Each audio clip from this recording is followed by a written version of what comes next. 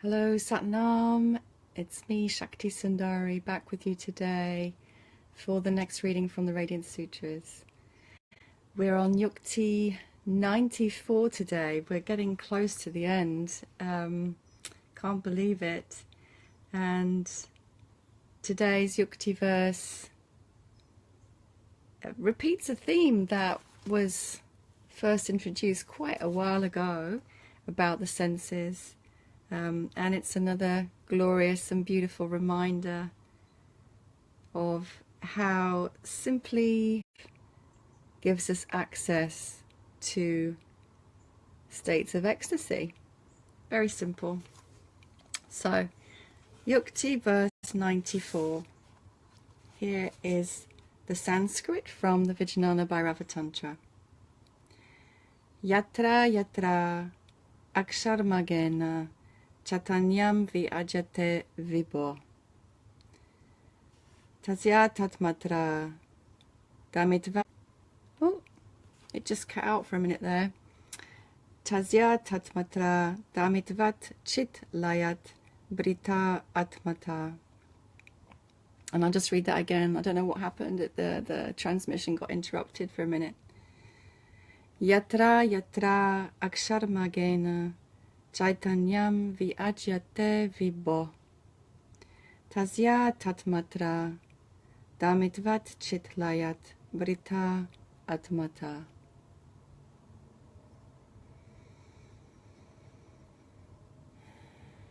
And here is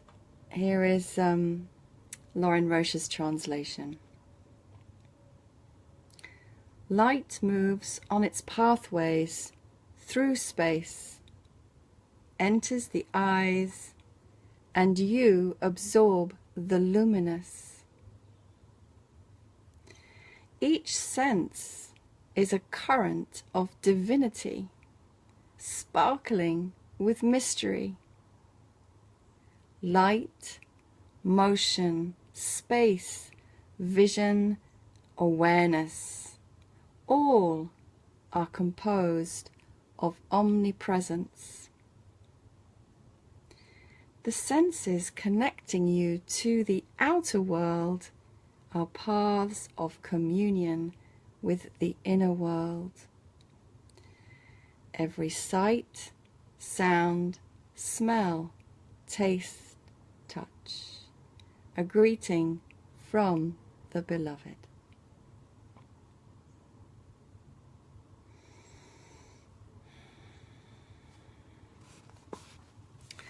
So this starts with bringing our awareness to the particular sense of sight and how that connects us to the light, the divine light, but then it expands to speak of all senses as gateways to ecstasy and connection with the divine. What I love about all of these verses, and this is their point and their purpose, I suppose, is that they take what is everyday and show us how the everyday connects us to the divine, because that is what has been forgotten, that's what has been lost from our lives these days. We are all so busy, so immersed in the wheel of survival and production and consumption, and our awareness and our senses have been dulled and numbed. And there's a sense of emptiness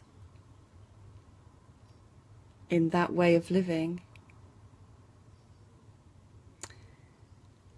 And then there's also a seeking that is happening amongst so many to fill that emptiness. And yet,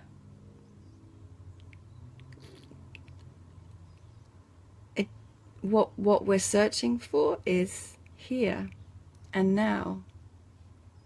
And we don't need anything external to have that recognition and that realization of wonder, of enlightenment,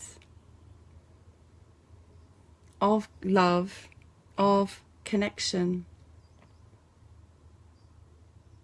that infuses our being and then our lives with a far grander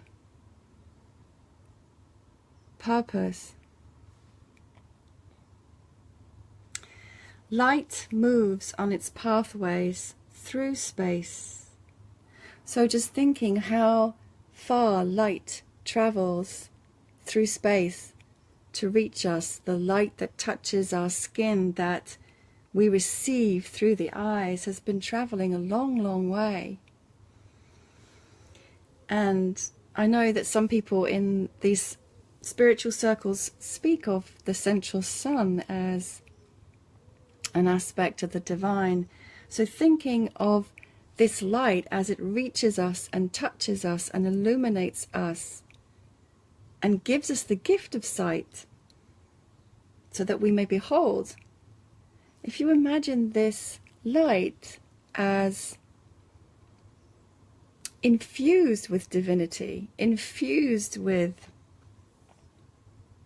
the mystery, the magic, the wonder, the shimmering light of creation and love. Light moves on its pathways through space, enters the eyes, and you absorb the luminous.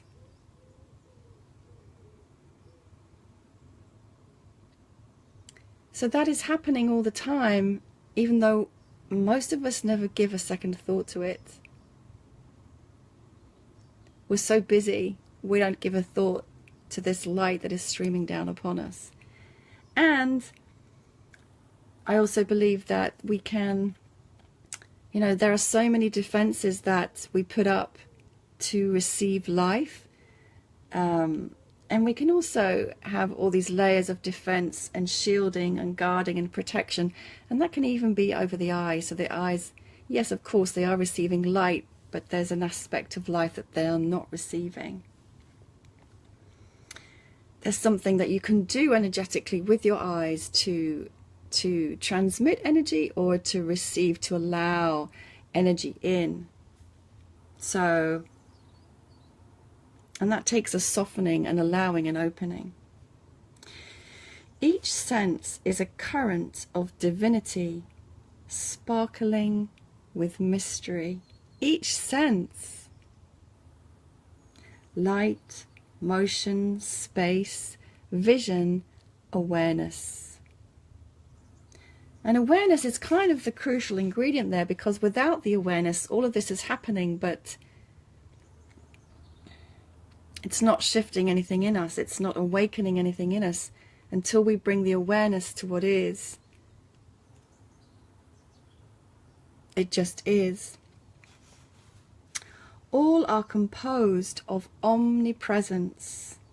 Omnipresence, everywhere, everything, eternal, everlasting, infinite omnipresence. That thought expands us out. Once again, it's a mind-blowing thought, and that's the point. Your mind cannot conceive, but in attempting to conceive, your mind is expanded out into connection with everything, with the all. The senses connecting you to the outer world are paths of communion with the inner world. I love that use of the word communion. To commune. We use that in a religious sense in terms of Holy Communion. I'm not religious, but it has that sense of reverence, of respectful coming together, of honoring, of a respectful, reverent meeting and merging with another or something else. So the senses connecting you to the outer world are paths of communion with the inner world. Again, that brings in a sense of the holy, of the divine.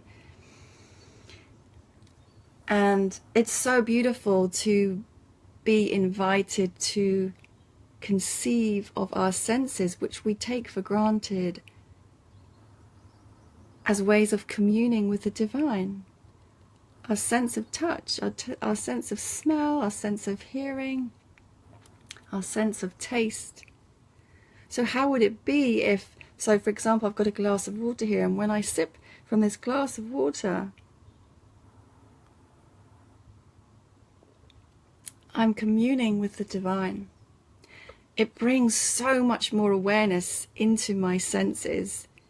How about if I touch myself and I'm communing with the divine as I do this, or if I touch another? How about if I expand my hearing out and I'm listening to all the sounds, and everything I can hear is me communing with the divine? This expands reality so much, and it makes the experience of life so much more alive and exquisitely pleasurable. But that requires awareness, our ability to bring our awareness present to our senses, and so often they have been dulled or defended against. So that also requires an opening, a willingness to feel.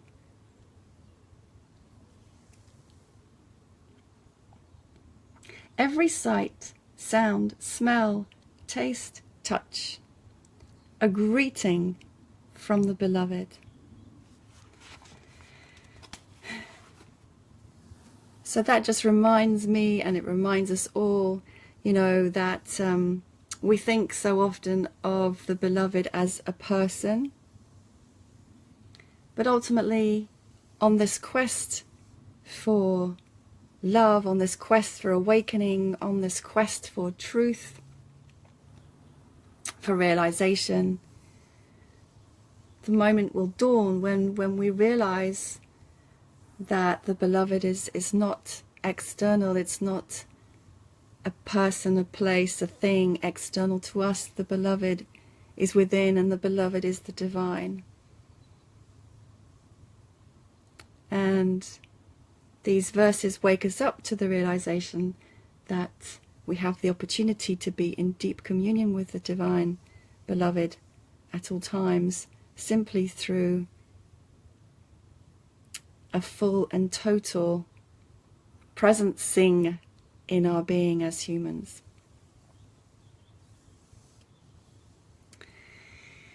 That's it for today. Thank you for being with me. I can see there are some people there, so I can't read your names because I haven't got my contact lenses in, but thank you for being with me today, and join me again tomorrow for the next reading from the Radiance Sutras. Sat Nam, and lots of love to you.